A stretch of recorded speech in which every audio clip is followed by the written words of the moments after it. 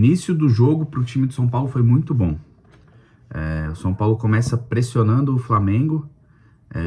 O Flamengo acaba errando na saída de bola. E num erro do Alexandre, posteriormente bate cabeça. E o São Paulo consegue abrir o placar com o Luciano. 101º gol de Luciano com a camisa do São Paulo. Só que durou pouco. Que parecia ser algo que se encaminharia para um jogo tranquilo para o Tricolor, durou pouco. Porque praticamente no lance seguinte, o Arrascaeta desescola pelo lado esquerdo do ataque do Flamengo e o Pablo Maia atropela o Arrascaeta. Pênalti pro Flamengo, pênalti claro, na minha opinião. O Pablo Maia de fato atropela o Arrascaeta, mas aqui só um parênteses, o quão ruim é a arbitragem brasileira, né?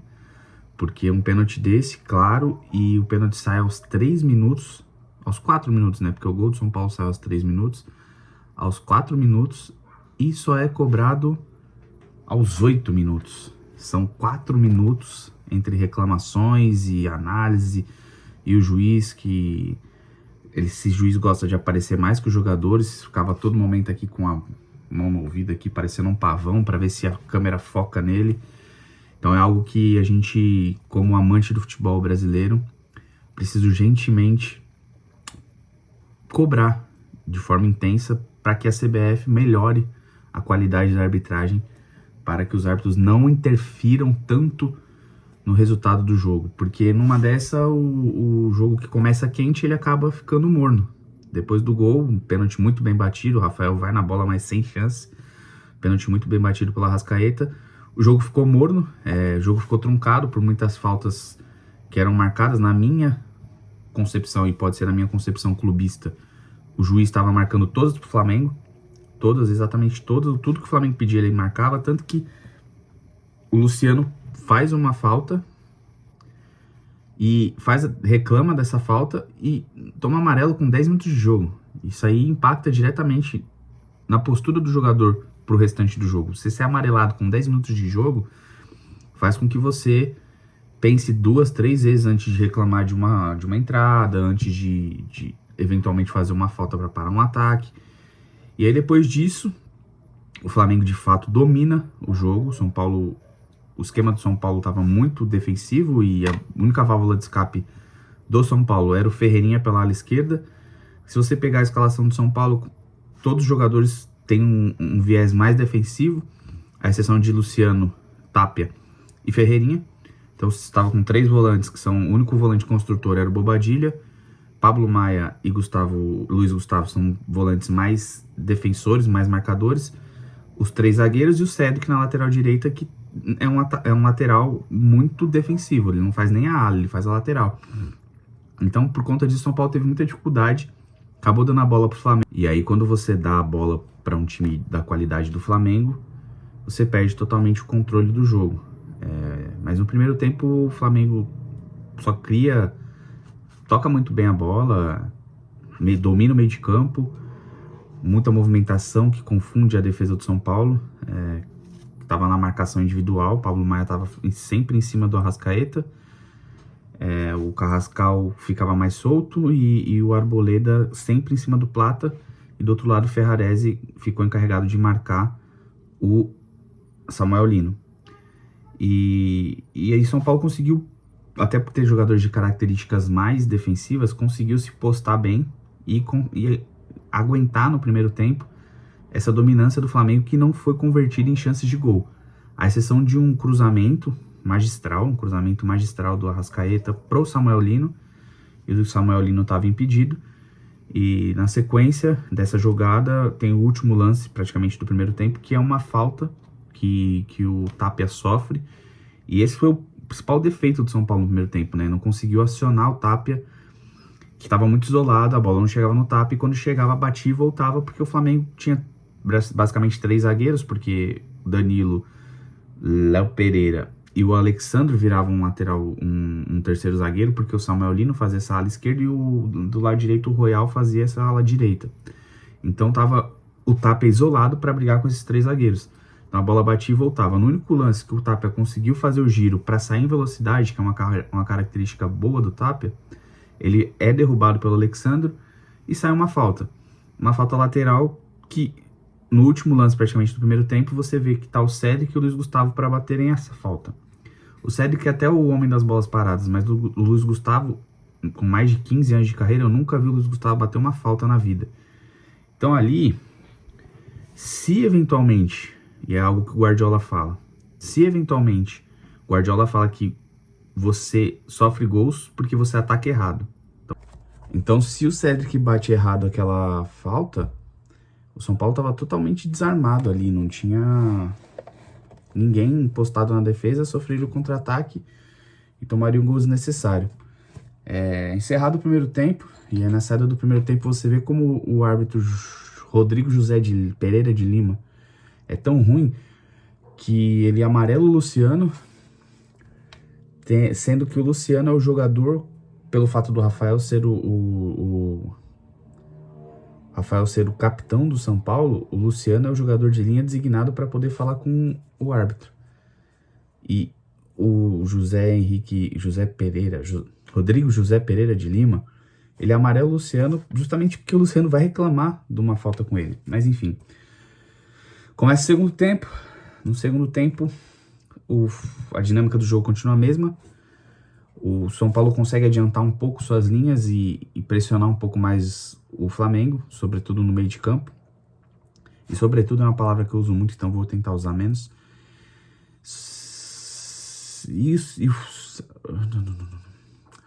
E aí o São Paulo tem dificuldade... Vamos lá, voltar.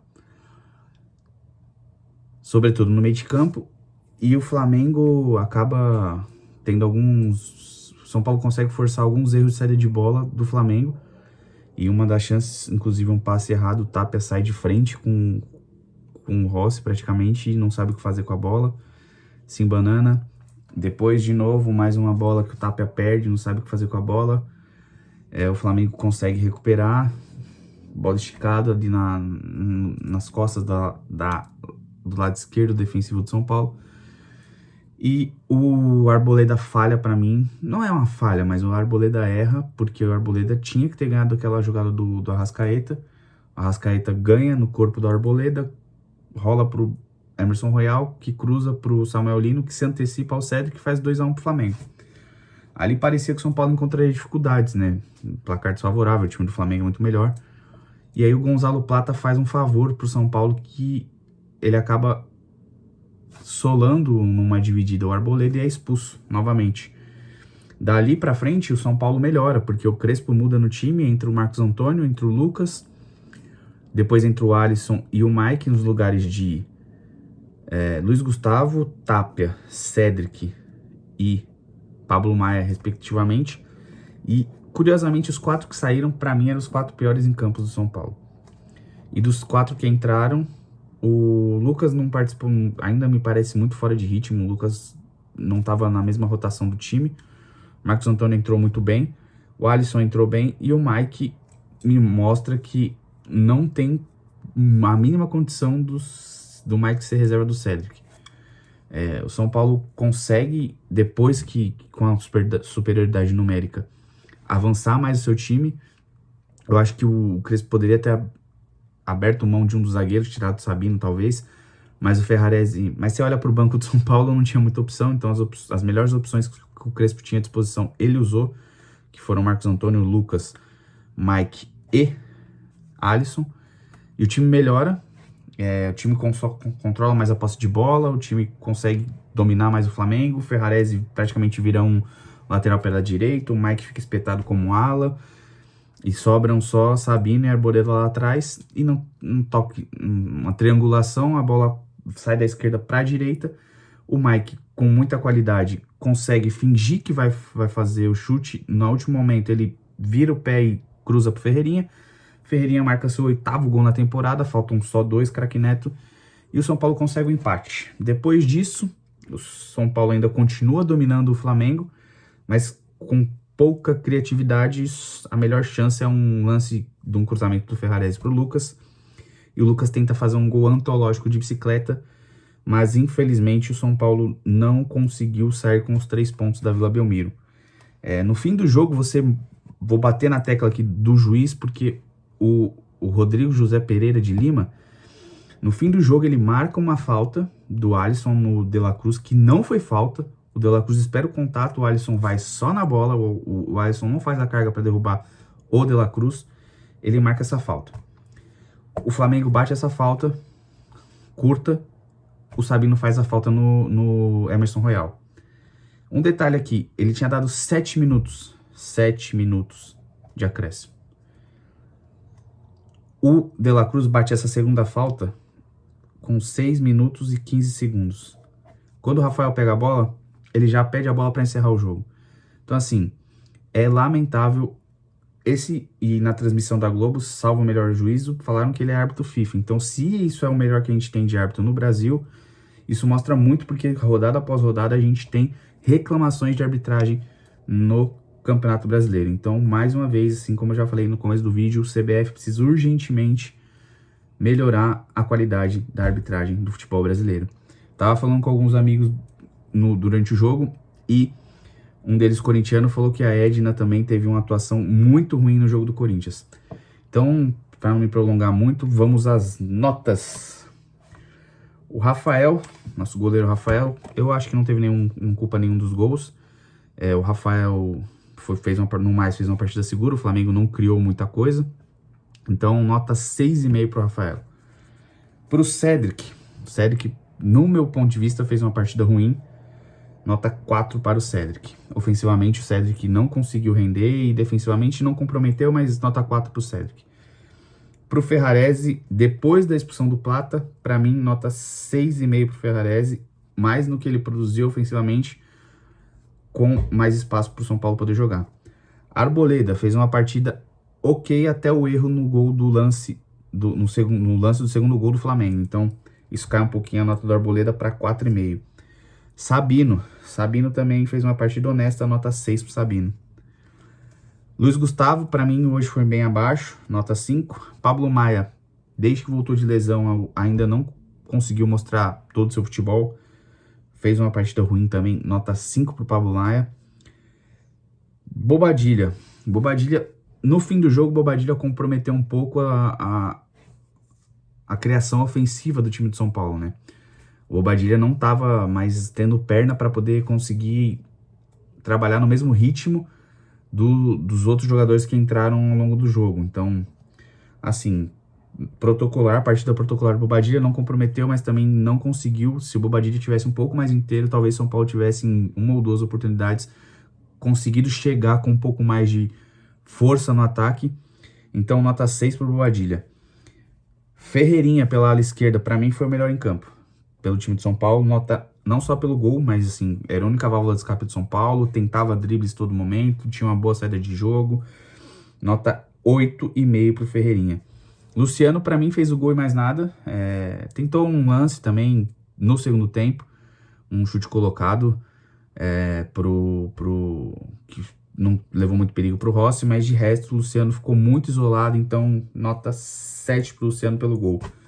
Tapia hoje foi mal. Para mim, Tapia nota 4. Agora os caras que entraram. Lucas, muito abaixo do restante dos caras que entraram. Então, nota 6 pro Lucas. Alisson, nota 6,5. Deu mais dinamismo e mais velocidade e mais movimentação pro meio de campo. O Mike, nota 7 pela assistência. E o Marcos Antônio, pela criatividade, pelo dinamismo e pela mudança de postura do time, nota 7,5 também. Então é isso. Próximo jogo do São Paulo, deixa eu ver aqui. Próximo jogo do São Paulo é contra... Próximo jogo do São Paulo pela rodada do Campeonato Brasileiro. Próximo jogo do São Paulo é contra o Bragantino, também na Vila Belmiro. O São Paulo permanece na 8ª colocação e parece que a briga do São Paulo vai ser pelo esse 7º lugar aí, diretamente com o Fluminense. O Fluminense ainda joga amanhã contra o Mirassol. É torcer pro Mirassol, porque se o Fluminense ganha, vai a 50. E aí já abre 5 pontos pro São Paulo, faltando 6 rodadas para terminar o campeonato. Fica difícil de conseguir encostar nesse pelotão. Considerando que esse G6 vai virar G7, né? Por conta do Palmeiras e Flamengo já estão na final da Libertadores. Podendo virar ainda G8. Se o Cruzeiro for o campeão da Copa do Brasil, ou o próprio Fluminense. Então, é isso. Partida hoje honesta. O time de São Paulo deu a sorte de ter tido o Plata expulso e conseguiu arrancar arrancar o empate na Vila Belmiro. É isso. Vamos São Paulo na luta aí para ver se a gente consegue ir para a Libertadores ano que vem. Mas o sentimento hoje é de que o dever foi cumprido, em que pese a gente tenha ajudado o rival com esse resultado. É isso. Forte abraço. Até o próximo vídeo. Vamos São Paulo.